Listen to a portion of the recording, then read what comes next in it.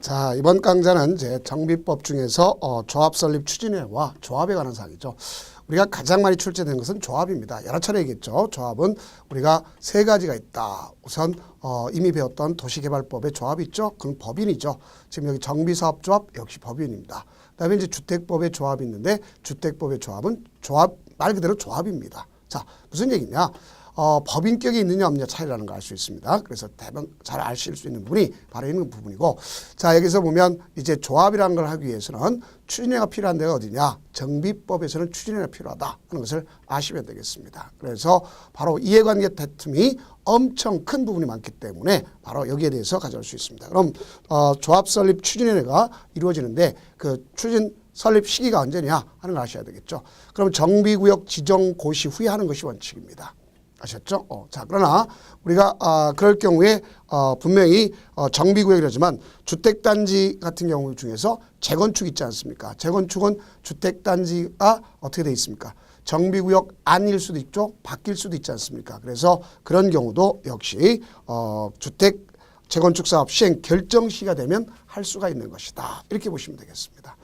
그럼 이때 절차는 위원장을 포함해서 몇 인 이상? 5인 이상. 그 추진을 구성하는데 운영 규정이 정한 바에 따라서 토지 등 소유자의 과반수 동의를 얻도록 되어 있습니다. 그래서 과반수 동의를 얻어서 시장 군수한테 뭐 하는 거냐? 우리 이렇게 했으니까 승인해 주세요 하는 걸 볼 수 있습니다. 그럼 이 사람들이 해야 되는 관점에서 보는데 다만 뭐가 있느냐? 가로주택 정비사업은 자 봅시다. 이쪽으로 100m, 이쪽으로 100m. 소위 거기 세대수가 보면 10호, 단독주택 10호, 공동주택 20세대 이상. 단독 플러스 20이란 말이에요. 그러면 굳이 추진을 만들 필요가 없고 당장 거기 있는 사람이 모여서 우리 사업 진행합시다 하면 끝나는 거겠죠. 그래서 가로주택 정비사업은 뭐가 없다? 추진위원회가 없다 하는 것을 꼭 이해해 두시면 되겠습니다. 그럼 이들이 갖고 있는 기능이 무엇인가 하는 것도 한번 좀 알아보도록 해봅시다. 자, 그러면 그 추진위원회가 할 수 있는 기능 봅시다.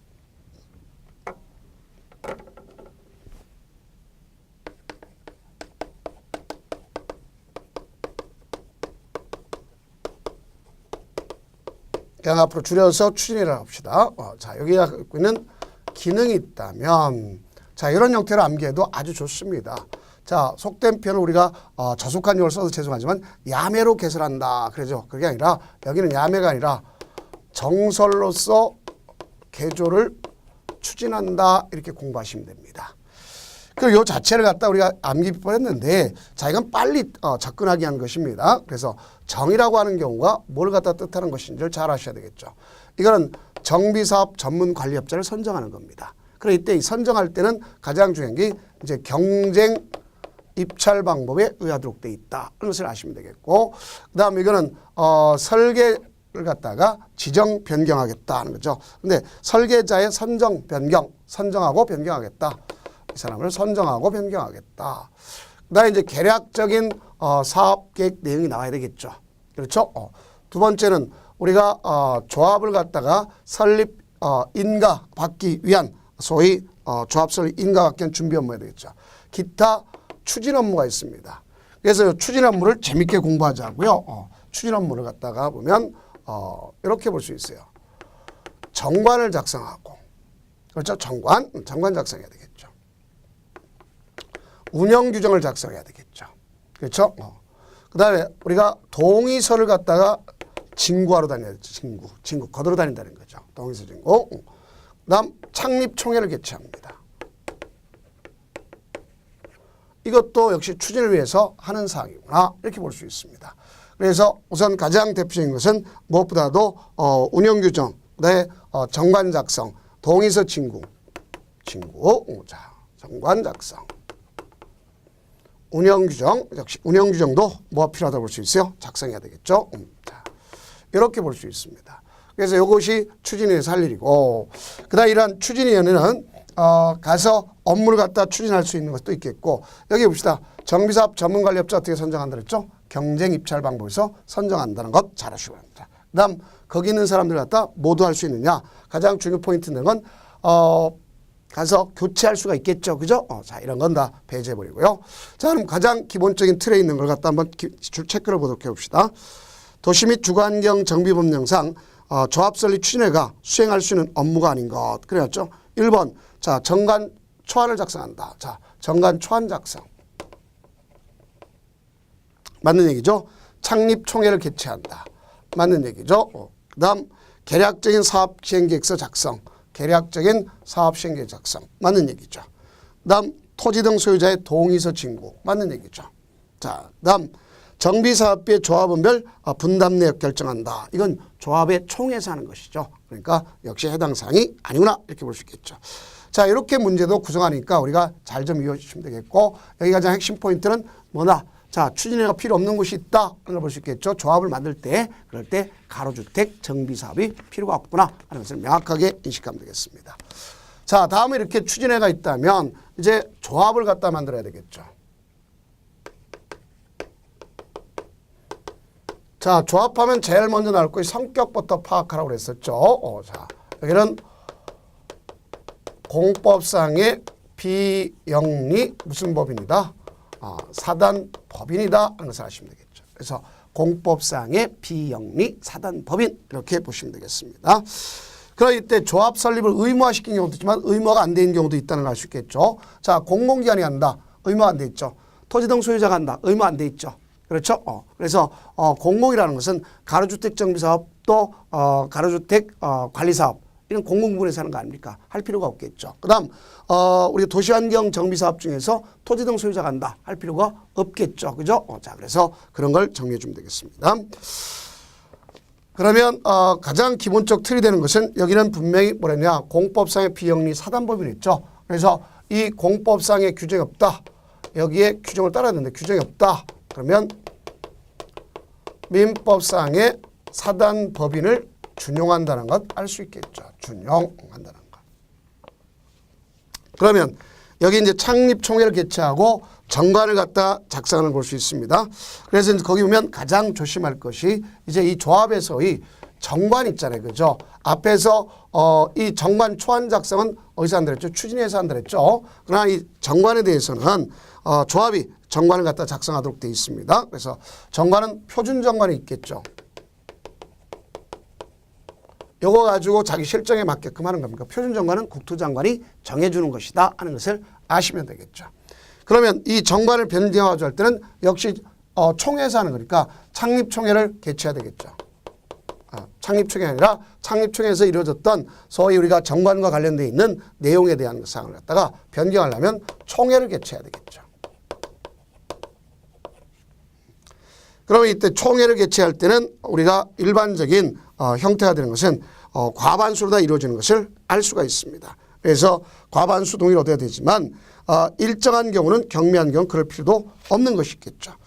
그래서 특히 거기 내용 중에 과반수가 아닌 원체 개최할 때는 의결 자체는 과반수가 되지만 여기에 예외로서 3분의 2 이상인 것. 이게 바로 우리가 금전적인 행태와 관련된 거.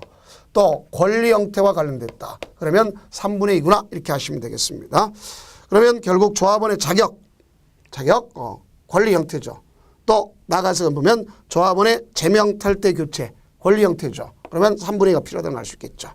그다음 정비사업 구역의 위치 면적 그런 건 또 금전적 하나의 위치가 관련됐죠. 조합원 비용 부담, 회계, 또 부담 시기, 시공, 설계자, 선정, 계약서 이런 거는 얼마 필요하다? 3분의 2 이렇게 정리하면 되겠습니다.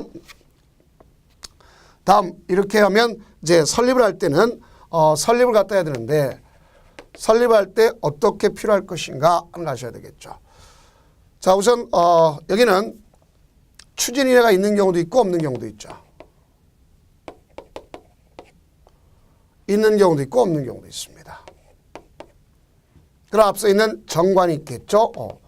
또 가서 정관 가지고 이 사람들이 동의를 얻습니다.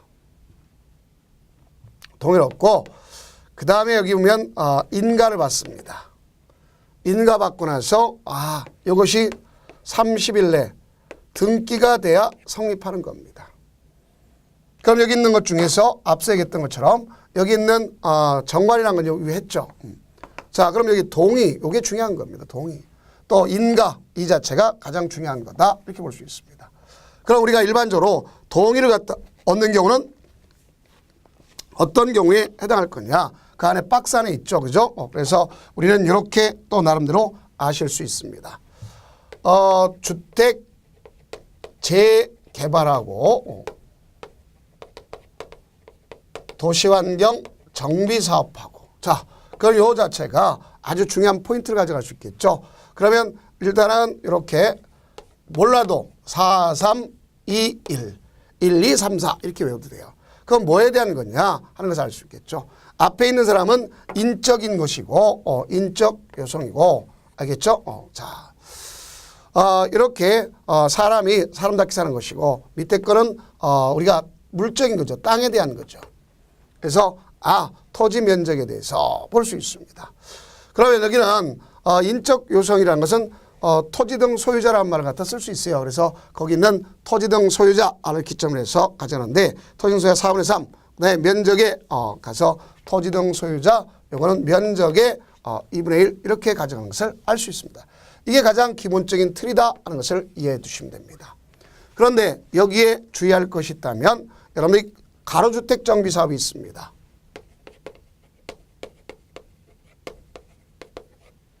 그럼 가로주택 정비 사업은 우리가 토지 등 소유자에 대해서 이건 소유자를 기점으로 한 겁니다. 토지 등 소유자를 기점해서 10분의 8 엄청 강화되는 걸 볼 수 있겠죠. 그 다음 면적에 대해서는 이 면적, 토지 면적에 대해서는 3분의 2 이렇게 되는 것을 알 수가 있습니다. 그러나 문제는 어디가 가장 큰 문제점일 것인가 그걸 봤을 때 여기 있죠. 여기가 이제 예를 들어서 아파트 단지라고 생각해 봅시다. 그럼 아파트 단지인데 주택단지 아닙니까? 아파트 단지 입구로 주택단지고 그렇죠? 주택단지 입구로 뭐가 될 수 있어요? 정비사업하면 정비구역이 돼야 되는 게 원칙이잖아요. 그러나 우리가 어떤 경우가 있다고 쓰면 이런데 우리가 진입로 같은 게 있을 수 있잖아요. 그러면 진입로 확보 등을 위해서 이 지역 밖의 경우도 포함시킬 수가 있는 경우도 있어요. 진입로 등 아니면 기반시설 확보를 위해서 밖의 경우도 포함시킬 수 있습니다. 그러면 이때는 주택단지 안, 주택단지 밖 그랬죠. 그러니까 원래 주택단지 안이 정비구역인데 밖에도 포함시킨다 그랬죠. 그럼 여기에 정족수랑 여기에 정족수는 똑같이 할 수가 없지 않습니까? 그래서 분리된다는 것을 아시면 되겠습니다. 그러나 우리가 과거에는 엄청 많은 부분에 대해서 하기가 어렵게 됐지만 오늘날은 여기 있는 정족수를 조금 더 완화시켜줬다는 것을 보시면 되겠습니다. 만약에 여기에 건물 자체가 자 제가 이미지로 그릴게요. 이렇게 해서 세 개의 아파트가 있겠고 아파트 즉 세 개의 아파트 동이 있습니다. 그다음 여기는 상가가 있어요. 그 상가도 하나의 동입니다. 그러면 이걸 갖다 얻기 위해서는 주택단지 안의 것을 얻기 위해서는요. 안의 것은 각 동별 얼마나 얻도록 되어 있느냐. 과반수를 얻으면 되는 거예요. 과반수.